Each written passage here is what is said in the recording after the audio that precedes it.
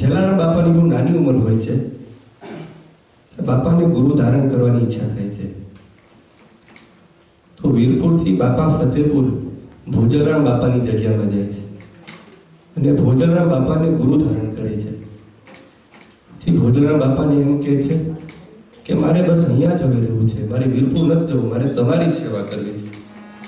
તો ભોજરામ બાપા ત્યારે કહે છે બાપાને કે તારું કામ અહીંયા નથી, તારું કામ વીરપુરમાં છે, વીરપુરમાં તારું બહુ મોટું કામ છે. તો બાપા કહે છે ભોજરામ બાપાને એક શરતે હું વીરપુર જઉં, જો તમારી અંત સમયની સેવા જો મને આપો. એટલે ભોજરામ બાપાની જગ્યા છે ફતેપુરમાં, પણ એની સમાધિ છે વીરપુરમાં. તો એ વખતે ગુરુ શિષ્ય જલારામ બાપા અને ભોજરામ બાપા વચ્ચે કેવી વાત થઈ હશે? મને લાગે છે કદાચ આવી કઈક વાત થઈ હશે બાપા અને ભોજરામ બાપા વચ્ચે.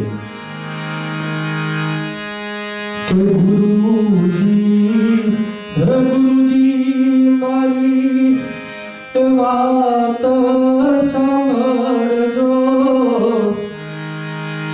ગુરુજી મારી વાત સાંભળજો, વાત સાંભળજો ને મને વરદાન દેજો. हे बात सांभळजो ने वरदान देजो के वीरपुर गामમાં માર સદા વ્રત દેવું, વીરપુર ગામમાં માર સદા વ્રત દેવું, સદા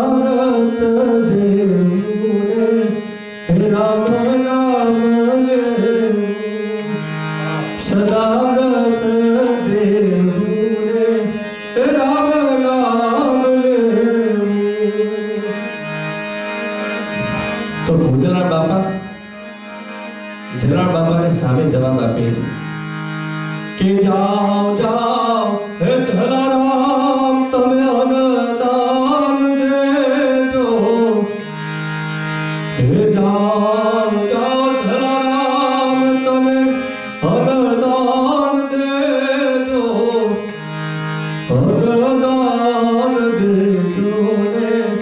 हे राम नाम लेजो।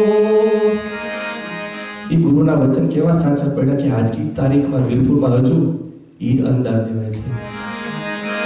एने गुरु कहेवाय के वाणी रे वाणी मारा गुरुजी की वाणी, वाणी रे वाणी मारा गुरुजी की वाणी, जीवन का करणारी मारे जीवन का करणारी मारे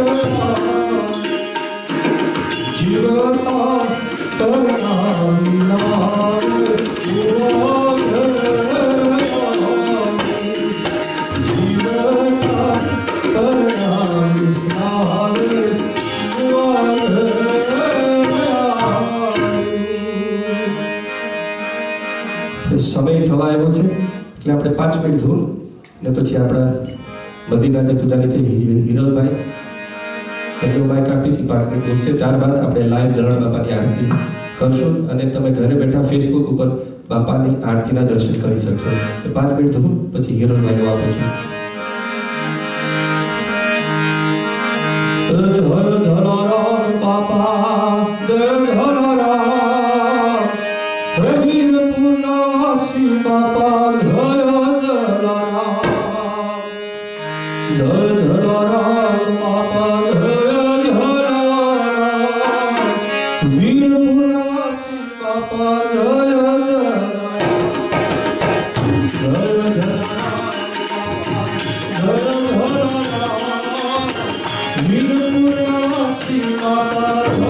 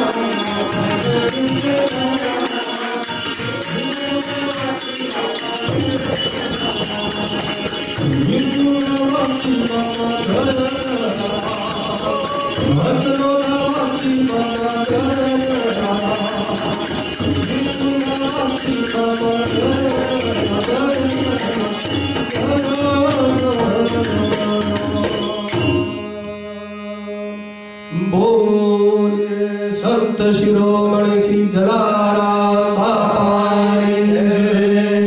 बोलिए अपने अपने सदगुरुदेव की जय। खूब खूब धन्यवाद अर्पण भाई અને નિતેશભાઈ નો। થોડી વાર તો એવું લાગ્યું કે ગિરનારની ગોદમાં બેસીને ભજન સાંભળીએ છે, મંત્રમુગ્ધ કરી દીધા થોડી વારમાં તો હવે। ખૂબ ખૂબ ધન્યવાદ। જલારામ ઝૂંપડી અંશલો ધામ અંશલો મંદિર આજના આ લાઈવ ભજન અર્પણભાઈ અને નિતેશભાઈ બંનેનો આભાર વ્યક્ત કરે છે. ટ્રસ્ટીઓ વતી હું એમનો આભાર વ્યક્ત કરું છું. એક બી ખાસ સૂચના આપવાની છે કે બાપાની ઝૂંપડીએ હવે રોટલો ચાલુ થયો છે. આમ તો રોટલો બંધ જ નહોતો. જ્યારે જેને જરૂર હતી ત્યારે અમે ટેક અવે આપી અને બધાને બાપાનો રોટલો પહોંચાડતા અને એ લઈ પી જતા.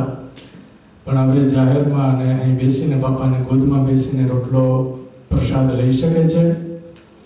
અને બે ત્રણ વસ્તુ મને બહુ યાદ આવે છે કે છોકરો જ્યારે જન્મે ત્યારે પહેલો સંસ્કૃતનો શ્લોક ગુરુ બ્રહ્મા ગુરુ વિષ્ણુ ગુરુદેવો મહેશ્વર ગુરુ સાક્ષાત પરબ્રહ્મા તસ્મૈ શ્રી ગુરવે નમઃ એ જ આવડે અને બીજા બે આવડતા હોય. પણ એનો મિનિંગ ગુરુનો કેટલો આપ્યો છે, એની મહિમા કેટલી આપી છે કે બ્રહ્મા વિષ્ણુ ને મહેશ એ ત્રણ દેવતાઓ છે ગુરુની અંદર આપી દીધા છે. એવડી મહિમા છે. હવે એ ત્રણ દેવતાનું કાર્ય અલગ છે. એકનું સર્જન કરવું, એકનું પાલન કરવું અને એકનું સંહાર કરવું છે. કઈ રીતે? ગુરુ તો કોઈ દિવસ સંહાર કરતા જ નથી, તો કેમ એને શિવ કહ્યા છે? તો કહ્યું છે સંસ્કૃતમાં યથા બ્રહ્મા સર્જયતિ તથૈવ ગુરુ શિષ્યાણામ જીવને સદગુણાનામ કર્મઠતયા ઉત્સાહસ્ય પ્રતિમૂલ્યાનામ ચ સર્જનમ કરોતિ. જેમ બ્રહ્માજી સર્જન કરે છે ને એ જ રીતે ગુરુ શિષ્યના જીવનની અંદર ઉત્સાહનો, પ્રતિમૂલ્યનો સર્જન કરનારો હોય તો એ છે આપણા ગુરુ, સદગુરુ. બીજા છે વિષ્ણુ, એમનું પાલન કરવાનું કામ છે. તો એ કઈ રીતે? તો શિષ્યનું સર્વ પ્રકારેણ રક્ષામ કરોતિ ઇતિ ગુરુદેવ. વિષ્ણુ પ્રમાણે બધી પ્રકારે ગુરુ જો આપણી રક્ષા કરે એટલે એને આપણે વિષ્ણુ પણ કહીએ છીએ. ત્રીજા છે મહેશ્વર, શિવ, સોમેશ્વર, રુદ્ર. એમનું કામ છે સંહાર કરવું, પણ જીવનમાં ગુરુ શિષ્યનો સંહાર કરતા નથી. તો કહ્યું છે શિષ્યાણામ જીવને યે દોષાહ ભવંતી તેષામ દોષાણામ સંહારઃ ગુરુદેવ કરોતિ.